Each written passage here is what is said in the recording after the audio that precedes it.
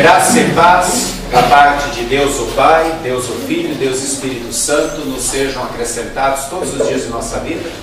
E nesse momento onde queremos meditar sobre as leituras bíblicas há pouco lidas, sob o tema: somos enviados para anunciar a palavra de Deus, constrangidos pelo amor dele. Que assim seja. Amém. Pode ser graças.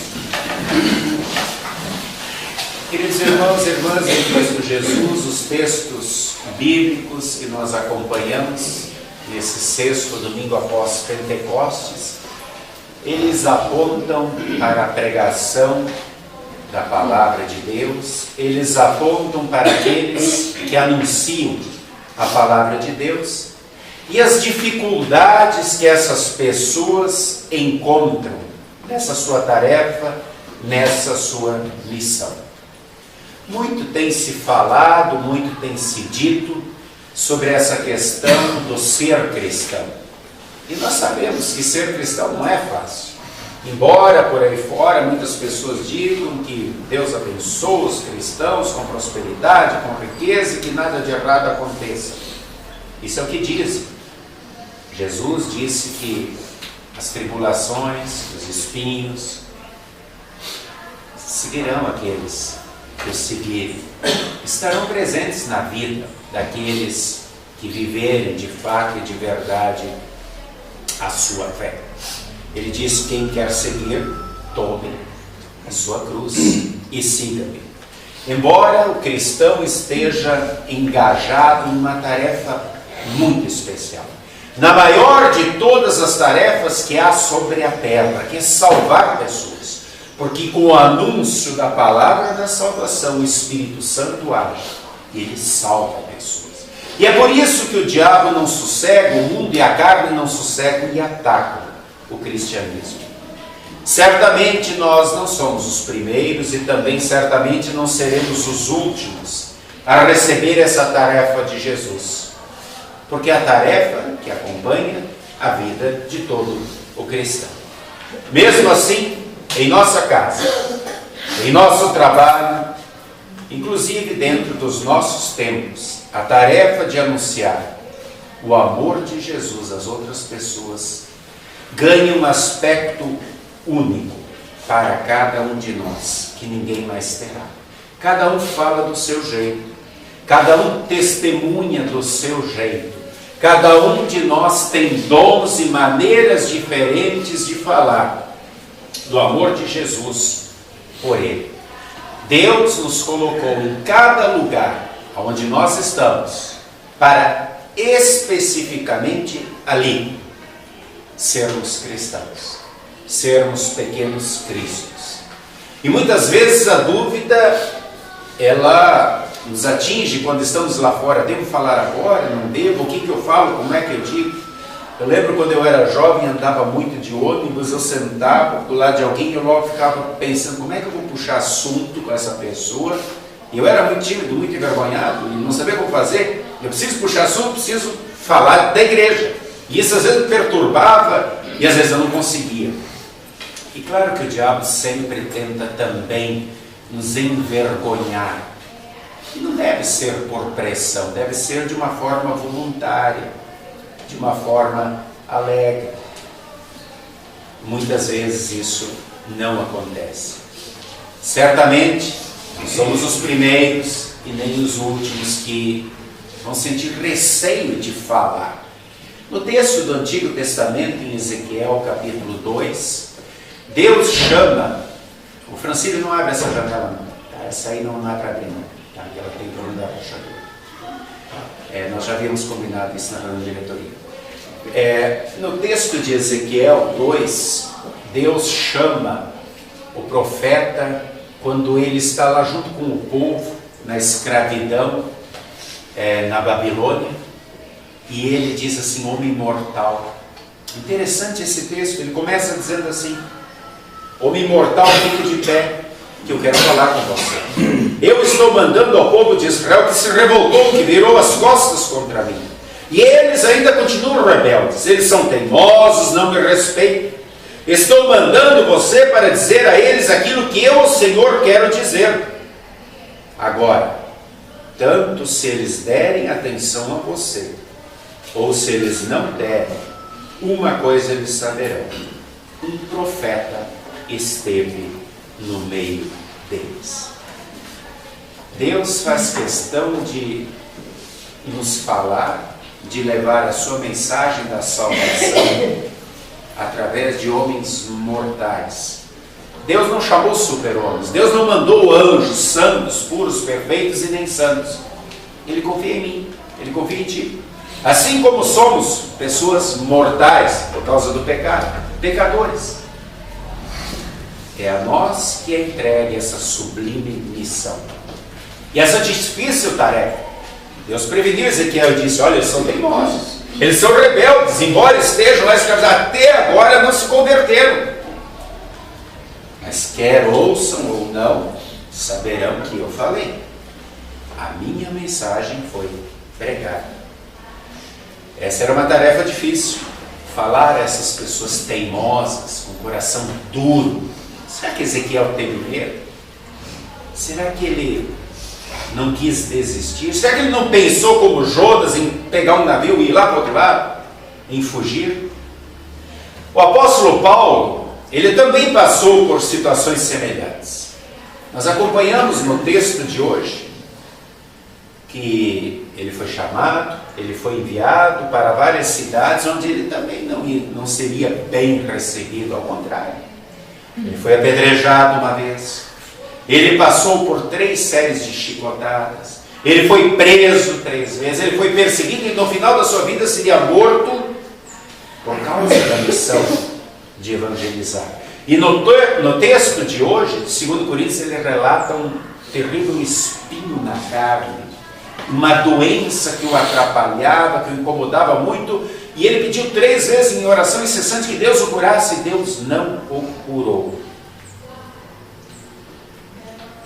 Qual era essa doença? Pergunta que sempre se faz. Nós temos uma grande pista no texto de Gálatas, capítulo 4, versículos 13 a 15. Ali ele diz: eu agradeço muito a vocês quando estive entre vocês, porque vocês me receberam, apesar do meu aspecto terrível, como se eu fosse um anjo do céu. E vocês estavam dispostos a, se possível, entregar os vossos próprios olhos a mim. Em outro texto ele diz: vede com que letras grandes eu vos escrevi. E embora ele fosse um doutor, soubesse escrever muito bem, geralmente quem escreve suas cartas é o médico Lucas, ele dita. Isso tudo nos dá a entender que ele tinha um grave problema de vistas, dos olhos. E lá naquela região onde tem uma alta salinidade por causa do mar morto, existe uma doença onde os olhos incham e enchem de pus, e realmente o aspecto de algumas pessoas fica desfigurado. Talvez fosse essa a doença. Entretanto, o que importa é que, apesar do seu aspecto, apesar da sua debilidade de saúde, que ele poderia usar como desculpa: Senhor, tu não me curou, eu estou muito doente, eu não vou. Não, apesar de tudo isso, ele vai. E isso se torna um testemunho a favor, porque imagine uma pessoa sã, perfeita, olhando uma pessoa desfigurada, maltratada, doente, frágil, pregando o evangelho com alegria, agradecendo pela salvação. Diante disso, ela só pode pensar: puxa, eu que estou assim, não estou falando nada.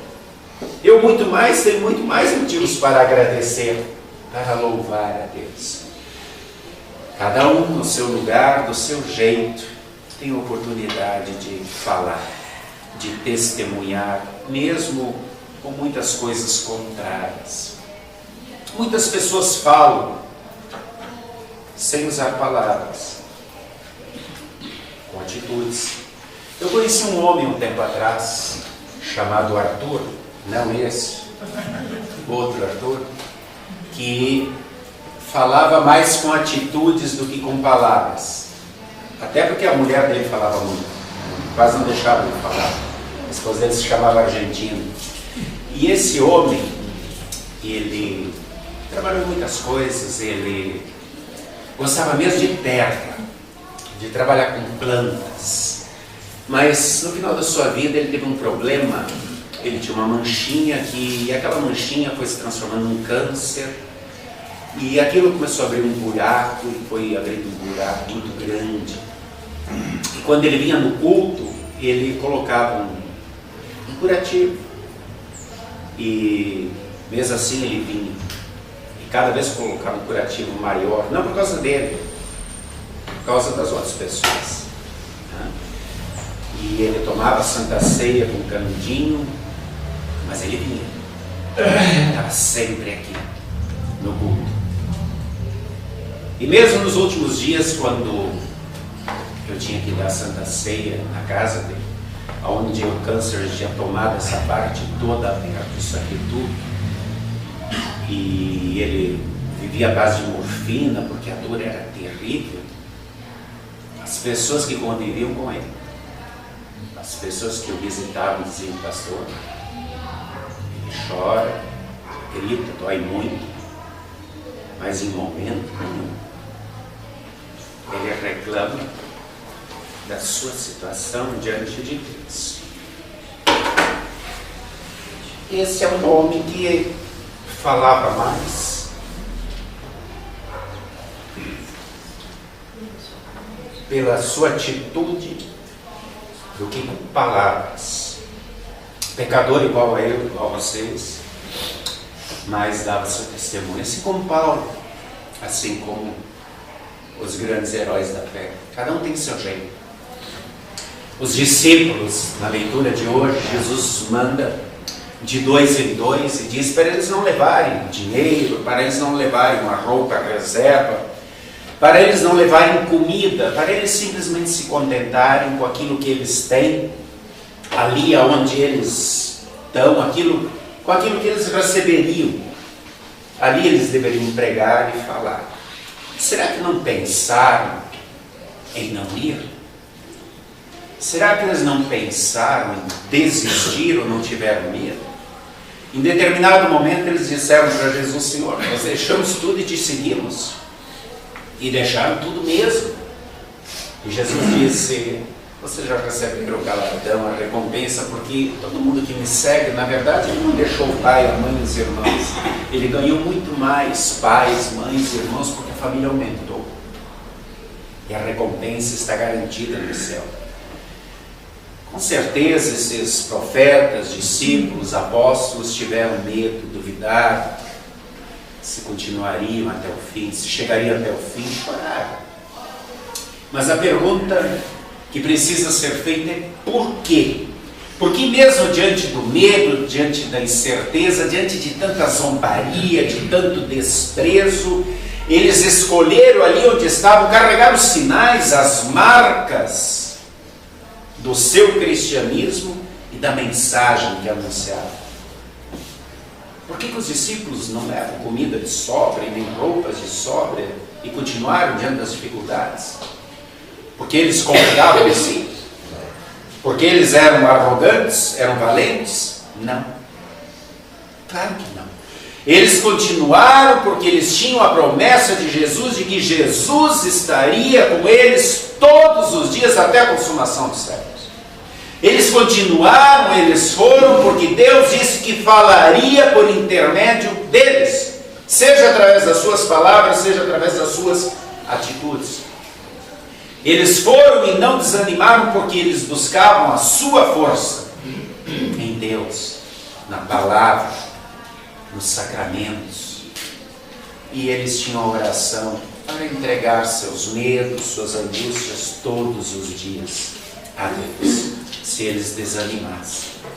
No texto de hoje, em Marcos 6, 7, está escrito: Jesus chamou os 12 e os enviou de 2 em 2, dando-lhes autoridade para expulsar espíritos maus. Queridos irmãos e irmãs, essa é a maior autoridade que a igreja tem, que eu tenho e que vocês têm. Nós temos a capacidade de expulsar um espírito mau, o demônio do coração da pessoa. Quando a gente fala do amor de Jesus para alguém, quando a gente testemunha esse amor com a nossa vivência, Jesus está dizendo que ama essa pessoa. Jesus está dizendo que veio morrer pelos seus pecados. E quando o coração se abre, E o Espírito Santo entra no coração dessa pessoa e coloca a sementinha da fé. Quem mora ali é Deus. E aonde Deus mora no coração, não tem lugar para o demônio. Não tem lugar para o espírito mau. E toda vez que o Evangelho toma conta do coração de uma pessoa, o espírito mau ou os espíritos maus são expulsos. É para isso que Deus nos envia. Para testemunhar, para falar. Para que a sua palavra de graça, de salvação, de perdão, de bondade inunde corações e vidas e os espíritos maus sejam expulsos. Fosse à beira do rio, fosse na prisão, fosse lá no campo de trabalhos forçados, fosse em cidades hostis, lá estavam eles. E Deus estava com seus filhos, falando por suas bocas, falando através das suas atitudes, dando-lhes autoridade para pregar, amar, e apesar das suas dores, sofrimentos, continuar indo sempre adiante. Deus sempre agiu assim, não como um Deus infiel que permanece longe, mas com um Deus que sempre está presente, um pai que acolhe e acompanha os seus filhos na missão de salvar. E ao se pregar ainda hoje, quando pecados são perdoados, quando corações são acalmados, quando espíritos maus são postos para correr, é a mesma autoridade e a presença de Deus que realiza tudo isso. Não somos nós. É Deus quem salva. É Deus quem perdoa. Mas por que Ele faz isso? Porque Deus escolheu perdoar ao invés de destruir o pecador, mandando-o para o inferno. Por que Ele escolhe andar com seus filhos se poderia simplesmente vigiá-los de longe? Por que Ele escolhe continuar a tarefa da pregação, da evangelização, mesmo sabendo que existe tanta coração endurecido, teimoso? Por que Ele escolhe ser humilhado, desprezado, ridicularizado, perseguido? Como o texto do Evangelho diz, Jesus em Nazaré foi ridicularizado, as pessoas diziam, mas Ele se criou entre nós, conhecendo sua família, e Ele veio ensinar a nós. E mesmo assim, Ele continua. Porque Ele se deixou morrer? O motivo é sempre o mesmo. E a resposta para todas essas perguntas é uma só. Por causa do seu amor. Ele ama a mim. Ele ama a ti. Ele ama a cada um dos seus filhos. E se Ele foi capaz de dar a sua própria vida por amor a nós, como Ele não estaria disposto a estarmos conosco quando vacilamos, quando temos vergonha, quando temos medo, quando caímos, quando choramos, quando nos escondemos? Ele está sempre conosco, sempre pronto a nos amparar, consolar e levantar. Tememos em muitos momentos. Jesus também temeu, também teve dor, e também ficou angustiado diante do momento da sua morte, porque foi um processo muito doloroso que Ele passou, de rejeição, de dor e sofrimento, até dizer o está consumado naquela cruz.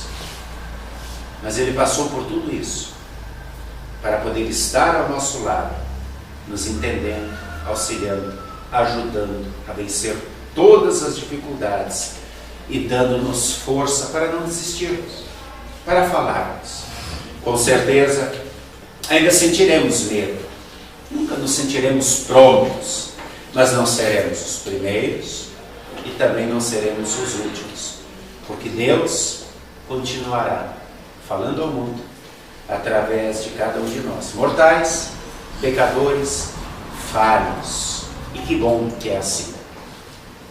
Queridos irmãos e irmãs, a descrença é o contexto em que a igreja vive. É uma experiência comum para todos os cristãos, serem zombados, ridicularizados. Jesus também o foi. As pessoas não querem um compromisso sério com Deus. Querem ser os seus próprios deuses. Entretanto, Se não tiver em Deus na sua vida, os espíritos maus não serão expulsos. Estarão sendo dominados pelo diabo, talvez até sem saber, e estarão indo para o inferno. É preciso continuar falando, anunciando. Deus está conosco. É um privilégio, é uma honra. Somos enviados para anunciar, constrangidos pelo amor de Deus. E esse constrangidos quer dizer empurrados, compelidos. Façamos essa tarefa com alegria e com gratidão. E muitos mesmos, continuarão sendo convertidos, tendo seus corações limpos, e neles, através do nosso testemunho, o Espírito Santo vai trabalhar e fará a morada de Jesus. Que assim seja, para a honra e glória do seu santo nome. Amém. E a paz de Deus, que excede o nosso entendimento, guarde corações e mentes em Cristo Jesus para a vida eterna. Amém.